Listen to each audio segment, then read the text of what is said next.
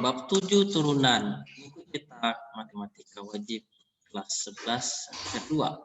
Menjadi kompetensi dasar adalah 3.8.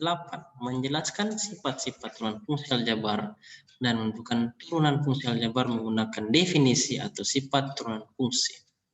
4.8 adalah menyelesaikan masalah yang berkaitan dengan turunan fungsi aljabar ya. Pertemuan 7 bab 7 turunan itu persamaan garis singgung pada kurva. Itu materinya, persamaan garis singgung pada kurva. Oke, yang bagian A kita mencari gradien garis singgung pada kurva. Definisi, misalkan fungsi y sama fx mempunyai turunan pada x sama dengan a.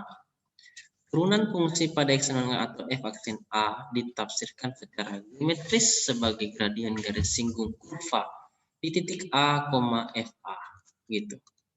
Adapun yang catatan adalah turunan fungsi y sama dengan fx pada x sama dengan a yaitu f aksen a yang ditafsirkan secara geometris sebagai gradien garis singgung pada kurva y sama dengan fx di titik A, FA sering pula dituliskan dengan menggunakan notasi Leibniz sebagai dy dx x sama dengan a. Oke, bagian B itu persamaan garis singgung kurva. Ini dia jika titik P, A, FA terletak pada kurva Y sama dengan Fx, maka persamaan garis singgung pada kurva Y sama dengan Fx yang melalui titik P, A, FA dirumuskan dengan persamaan berikut. Y dikurang FA sama dengan M dikali X kurang A. Dengan gradien M ditentukan oleh M sama dengan F aksen A, atau M sama dengan dy dx x sama dengan a. Bagian C beberapa konsep tambahan yaitu yang pertama 2 garis sejajar dan 2 garis tegak lurus.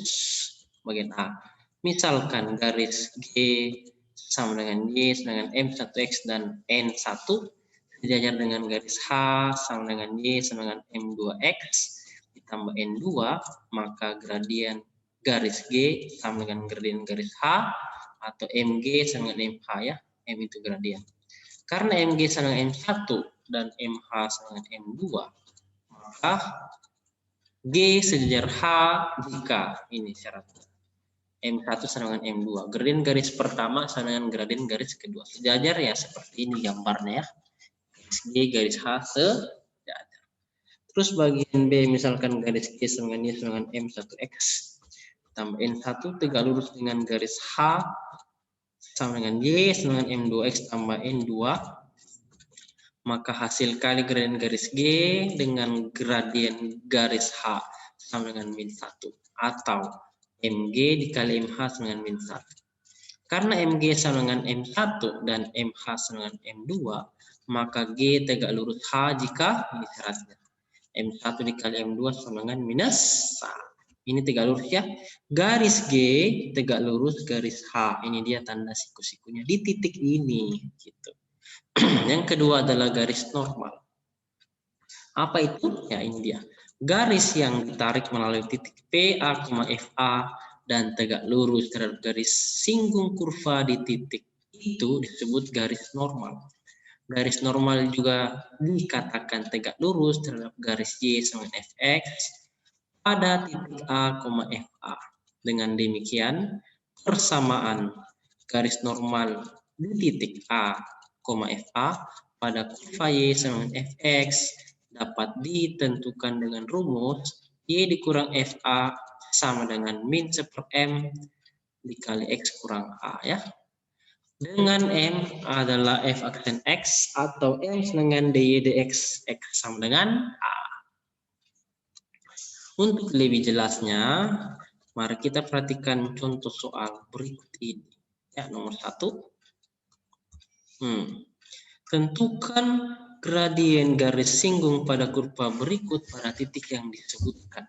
Lalu tentukan pula persamaan garis singgungnya. Nah, ini soalnya ya.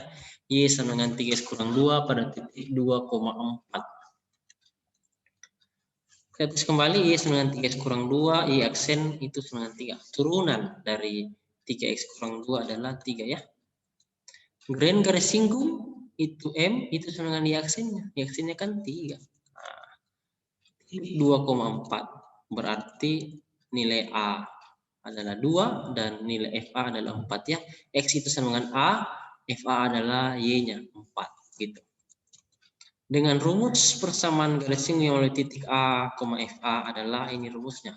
Y dikurang FA sama dengan M dikali X kurang A. Tinggal dikasih masuk. Y kurang 4 dengan 3 dikali X kurang 2 ya. Tinggal diganti. A-nya ganti 2, FA-nya 4. Gitu. Dan M-nya ganti 3. Nah, dikasih masuk saja ya. Jadi kurang 4. Kali masuk 3-nya 3 kali X, 3X. 3 kali min 2 adalah min 6. Disendirikan Y-nya jadi Y sama dengan 2. Kenapa 2X ini? 3X ini ya. 3X. Min 6 tambah 4. Jadi 3X sama dengan Y sama dengan 3X kurang 2 ya. Min 6 tambah 4 min 2. Jadi Y sama dengan 3X kurang 2. Jadi persamaan garis singgungnya adalah Y sama dengan 3X kurang 2. Selesai. Ada latihan soal nomor 1. A, B, C. Dan nomor 2 A, B. Yuk, lanjut nomor 2. Tentukan persamaan garis singgung dari kurva berikut pada titik dengan absis atau koordinat yang diketahui. Y sama dengan X kuadrat kurang 4X tambah 8 di titik dengan absis X sama dengan min 1. Jadi tinggal kita mau cari nilai Y dulu ya. Kita akan mencari nilai Y. Kita akan mencari nilai Y dengan cara substitusi nilai X min 1 ke persamaan Y sama dengan X kuadrat kurang 4 tambah 8. Ganti X-nya min 1 ya. Jadi min 1 kuadrat kurang 4 kali min 1 tambah 8. Jadi Y sama dengan 1 tambah 4 tambah 8, Y-nya adalah 13. Jadi titik singgungnya itu min 1,13. X-nya min 1 dan Y-nya 13. Setelah dapat titik singgungnya, kita cari gradiennya, gradien M-nya. Dengan cara, kita cari dulu turunan pertama dari Y ini ya. Kita cari turunan pertama dari Y, X kuadrat kurang 4 tambah 8. Nah, ini kita mencari turunannya ini. Turunannya adalah Y aksen. Y aksen turunan dari X kuadrat kurang 4X tambah 8 adalah 2X kurang 4. Setelah dapat turunannya, kita substitusi nilai X-nya min 1. Ya. Nah, ini. Kasih masuk X min 1 ke sini. Oke, jadi 2 kali min 1 kurang 4. 2 kali min 1 min 2 kurang 4. Jadi M-nya adalah minus 6. Sudah ada gradiennya minus 6. Sudah ada titik singkungnya min 1,13. Tinggal dipasang ke rumus persamaan garis singgung. Y kurang Y1 sama dengan M dikali X kurang X1. Diganti M-nya min 6. Diganti X1 Y1-nya min 1,13. Seperti ini. Y kurang 13 sama min 6 dikali X kurang min 1. Ya. Min kali min 1 itu plus 1. Jadi Y kurang 13 dengan min 6 X kurang 6. Jadi Y dengan min 6X kurang 6 tambah 13. Ya, min 13 minus jadi tambah 13. Jadi hasilnya Y sama dengan min 6X tambah 7. Itulah persamaan garis singgungnya. Lanjut ada latihan soal nomor 3. A, B, lalu nomor 4 ada A, B. Oke. Setelah ini kita akan bahas nomor 3. Soalnya adalah tentukan persamaan garis singgung dari kurva berikut pada titik dengan absis atau ordinat yang diketahui. Y sama dengan X pangkat 3. Di titik dengan ordinat Y itu min 8 ya. Ordinat itu Y. Kalau begini kita cari X-nya dulu ya. Bagaimana caranya? Substitusi nilai Y min 8 ke persamaan Y sama dengan X pangkat 3. Jadi min 8 sama dengan X pangkat 3 ya. Y-nya diganti min 8. Jadi min 2 pangkat 3 sama dengan X pangkat 3. Kenapa? Karena min 2 pangkat 3 itu adalah minus 8. Kita coret pangkat 3-nya, jadi nilai X adalah minus 2. Sudah dapat X, ada nilai Y, maka titik singgungnya adalah minus 2,8 X, Y ya. Setelah itu kita cari turunan pertama dari ini, gunanya untuk mencari gradien. Jadi kita cari turunan pertamanya ya. Jadi Y sama dengan X pangkat 3, turunan pertamanya adalah Y aksen sama dengan 3X pangkat 2. Setelah itu substitusi nilai X-nya. X-nya diganti minus 2. Ya, untuk mencari gradien itu nilai X-nya min 2 digantikan pada hasil turunan Y aksennya. Ya, ini X-nya min 2 kasih masuk. Jadi M-nya adalah 3 dikali min 2 pangkat 2. Jadi min 2 pangkat 2 itu 4. 3 kali 4 adalah M-nya itu sama dengan 12. M-nya sudah ada, gradiennya sudah ada, titik singgungnya juga sudah ada, tinggal dipasang di persamaan rumusnya. Y kurang Y1 sama dengan M dikali X kurang X1. Substitusi nilai M-nya 12, nilai X1 Y1 adalah minus 8. Sehingga hasilnya adalah Y dikurang min 8 sama dengan 12 dikali X kurang min 2.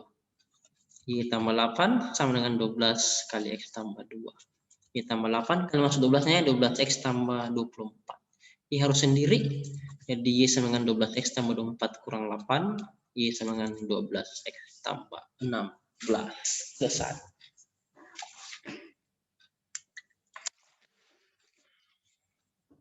Selanjutnya, ada latihan soal nomor 5. 6A 12B. Materi berikutnya adalah fungsi naik dan fungsi turun. Pengertian fungsi naik dan fungsi turun. Definisinya, misalkan fungsi fx terdefinisi dalam interval I. Yang pertama, fungsi fx selalu dikatakan naik dalam interval I jika untuk setiap bilangan x1 dan x2 dalam I dan x1 lebih kecil dari x2, maka berlaku hubungan fx1 lebih kecil dari fx2 ditulis seperti ini. X1 lebih kecil x2 jika fx1 lebih kecil dari fx2. Selanjutnya, yang kedua, fungsi fx selalu dikatakan turun dalam interval I jika untuk setiap bilangan x1 dan x2 dalam I dan x1 lebih kecil x2, maka berlaku hubungan fx1 lebih besar dari fx2, atau bisa ditulis seperti ini. X1 kecil x2 jika fx1 lebih besar dari fx2. Lalu ada syarat fungsi naik dan fungsi turun. Ini dia. Misalkan fungsi y sama dengan fx diferensiabel untuk setiap x interval I. Yang pertama, jika f aksen x kecil 0 untuk x anggota bilangan I, maka fungsi fx turun pada interval I. Yang kedua, jika f aksen x besar 0 untuk x anggota bilangan I, maka fungsi fx naik untuk interval I. Yang ketiga, jika fx sama dengan 0 untuk x anggota bilangan I, anggota I atau dalam interval ya, maka fungsi fx stasioner pada x sama dengan A. Ada soal nomor 4. Untuk fungsi berikut, tentukan dalam interval mana fungsi fx naik dan dalam interval mana fungsi fx turun. Jika ada, tentukan pula koordinat titik stasionernya. Fx sama dengan x kuadrat kurang 4x. Lalu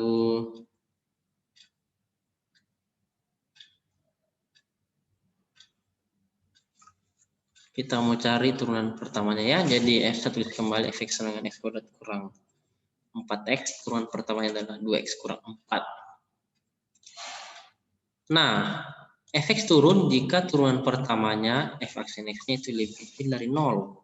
Jadi ini tadi turunan pertamanya 2x kurang 4, kita tulis kembali itu lebih kecil dari 0, 2x kecil 4. Maka x adalah 4 bagi 2, x kecil 2. Selanjutnya, fx naik jika f aksen x lebih besar dari 0. Jadi turunan pertama yang tadi ini 2x kurang 4 itu harus lebih besar dari 0. Jadi 2x lebih besar dari 4, pindah ruas ya, min 4 pindah ruas jadi plus 4. X adalah 4 bagi 2, 2. Begitu. Lanjut.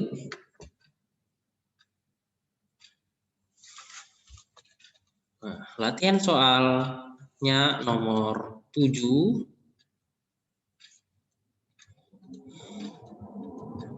Dan nomor 8. Oke, lanjut. ini dia, ada materi sedikit. Dalam pemecahan masalah yang berkaitan dengan fungsi naik, fungsi turun, dan fungsi stasioner, seringkali dijumpai kasus-kasus berikut. 1A, f aksen x lebih besar dari 0 untuk semua x anggota bilangan real, dikatakan f(x) selalu naik untuk semua x anggota bilangan real.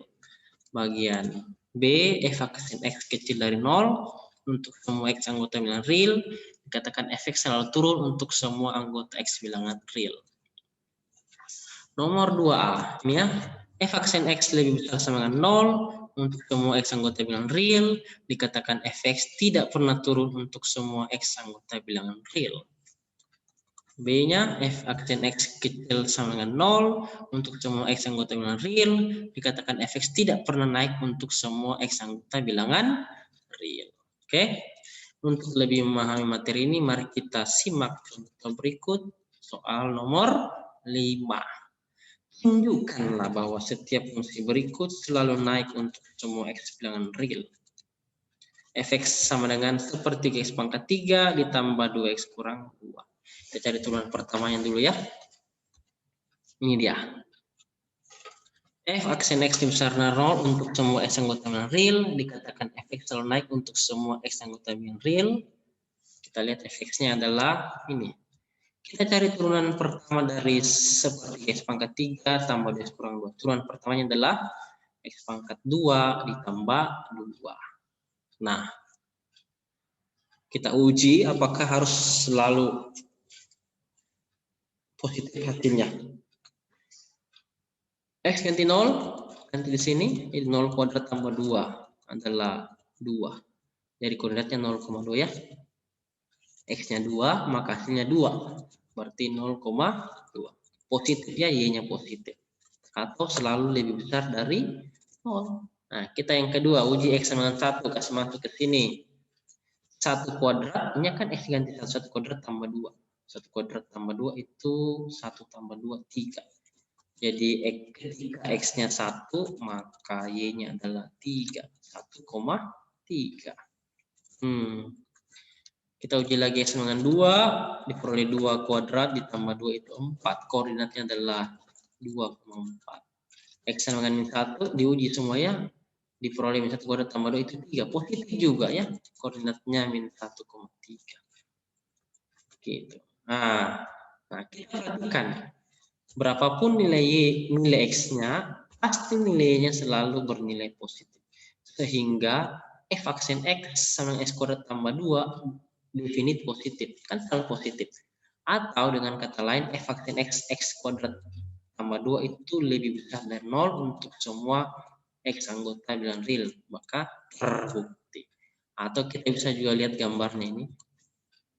Seperti X pangkat 3 tambah itu gambar grafiknya seperti ini. Ya, selanjutnya ada latihan soal nomor 9. Bagian A, B, C. Dan nomor 10A, B, C. Ya, terima kasih untuk hari ini. Selamat belajar dan sukses untuk kita sekeluarga. Amin.